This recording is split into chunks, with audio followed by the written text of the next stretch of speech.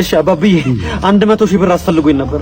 ጥቁር ዶሮ ይዘናና ያልከው ሁሉ ይሳካልሃል። አረ ይሄው ይዤ መጥቻለሁ። እሺ አባብዬ እሺ። የሚገርም ነው። አንተ የቆየ 100,000 ብር አይገባልኝም መሰለህ? አሁን 100,000 ብር? አዎ 100,000 ብር አሁን? አዎ።